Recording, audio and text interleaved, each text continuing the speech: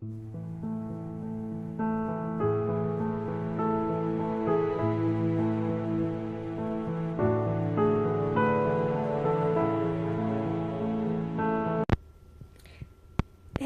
salam, Azoum, bonjour.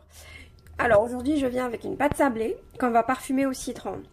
En fait, j'en avais parlé beaucoup avec certaines de mes abonnés. Je voulais juste expliquer que l'idéal pour l'Aïd, pour les femmes qui travaillent comme moi, qui n'ont pas le temps, c'est de faire une pâte et de la parfumer avec plusieurs goûts différents. Par exemple, quand c'est une pâte au citron avec crème citron, la décoration avec crème citron, je mets du zeste du citron.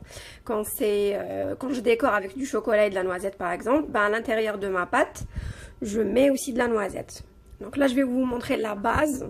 Normalement, tout le monde connaît la base de la pâte sablée. Après, chacun fait à son goût. Moi, j'aime pas trop le sucre. Enfin, j'essaie du moins de faire attention. Donc, on a 125 g de beurre, 125 g de sucre glace. Vous pouvez mettre 150 si vous aimez les gâteaux sucrés. Un œuf, 5 g de levure chimique, donc la moitié de mon paquet. Et 225 g de farine. Alors, je reviens aujourd'hui avec une recette de pâte sablée. Un basique de la pâtisserie. Sauf que j'ai une petite astuce pour les femmes qui travaillent comme moi, qui n'ont pas le temps, même si on ne reçoit pas énormément de monde comme le veut la tradition pour l'Aïd. N'empêche que faire les gâteaux, c'est quelque chose de très important. Et du coup, on ne peut pas en faire non plus une tonne, parce qu'on a un timing assez serré, mais on peut faire plaisir avec des petites astuces. Du coup, par exemple, la pâte sablée d'aujourd'hui, c'est une pâte parfumée au citron. Pourquoi elle est parfumée ? Tout simplement parce que je mets un zeste de citron et après la décoration, ça sera une crème citron. C'est des mini tartelettes. La même pâte, je vais par exemple la parfumer aux noisettes. Qu'est-ce que je veux dire par parfumer? Je prends des noisettes que je fais torréfier ou que je fais griller par exemple. Et après, elles sont moulues. Ça dépend après, soit en poudre, soit concassées, etc. Et je les rajoute à ma pâte. Du coup, ma pâte, elle a un autre goût.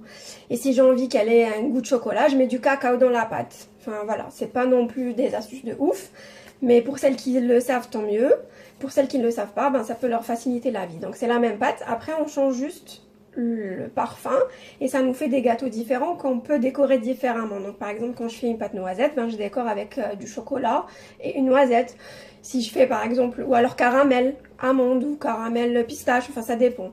Mais du coup, en fait, je rajoute cet ingrédient-là qui fait la différence au niveau de ma pâte. Ou alors, on la laisse carrément basique, pâte sablée, normale, avec en décor avec de la confiture, etc. Enfin voilà, c'était juste pour faire une petite parenthèse. Pour ceux qui ont les moules, les différents moules, ou alors les moules en silicone, on peut avoir la même pâte, plusieurs modèles, mais plusieurs goûts aussi, ce qui est pas mal.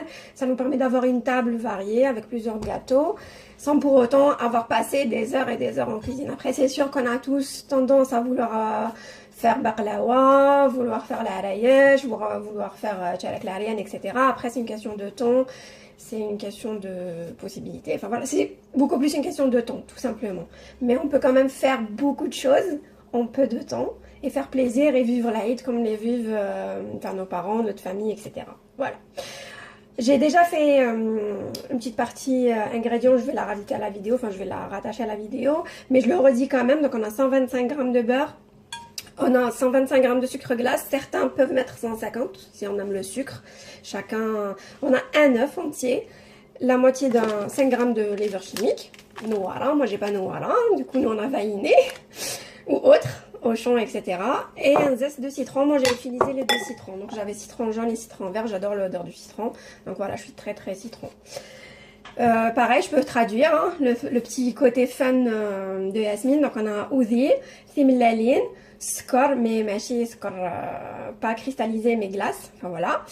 Safarint, la levure, et puis chetahn lim. Voilà, chetahn lim, bon voilà.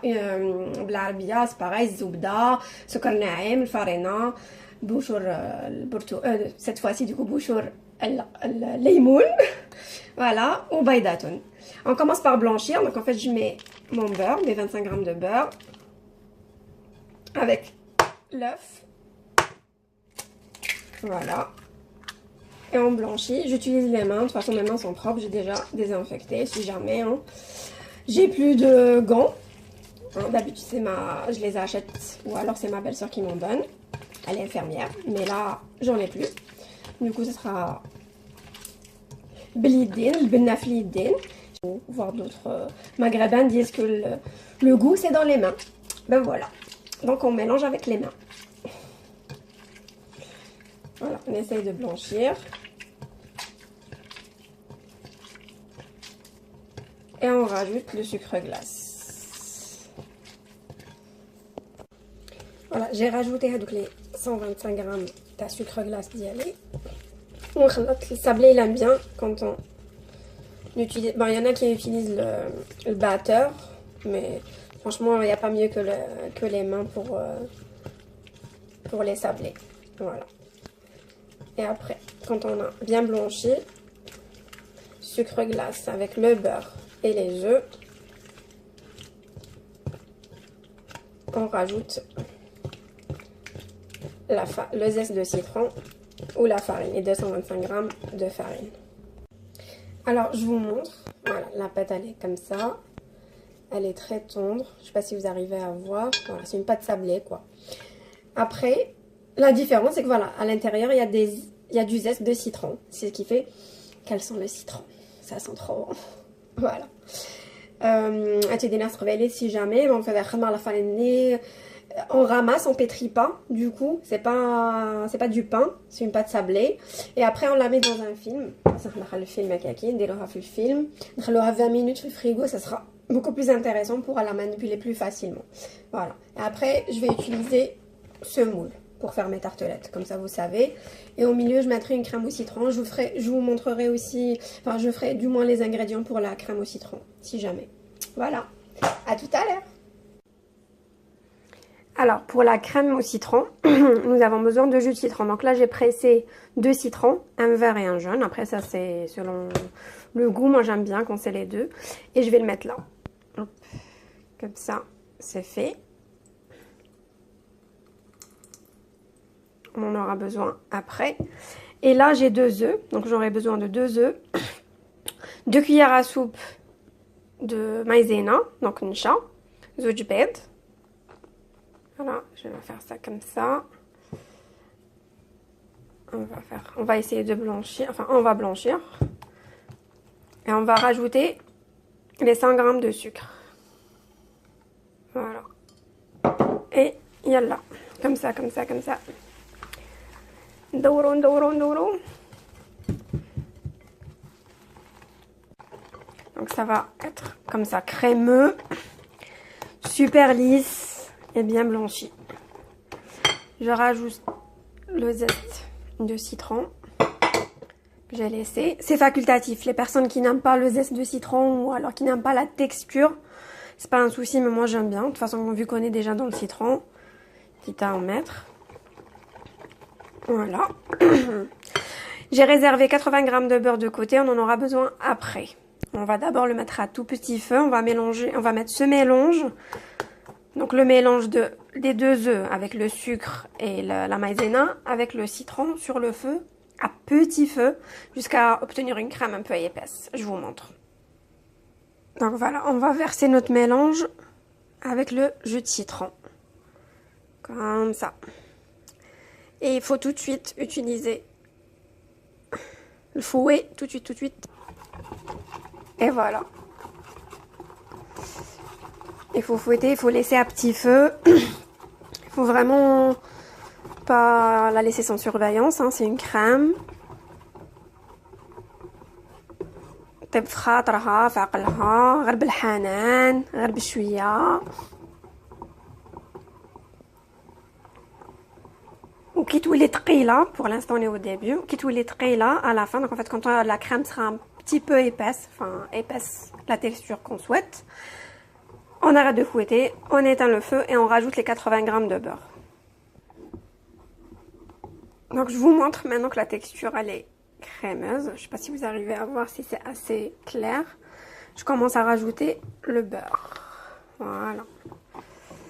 Wahidoun. Mes 80 grammes de beurre. Et pareil, en fouette. C'est délicat de le faire avec une seule main. Du coup, je vais arrêter et reprendre et je vous montre le résultat. Et voilà, ma crème elle est prête. Je vais la laisser refroidir.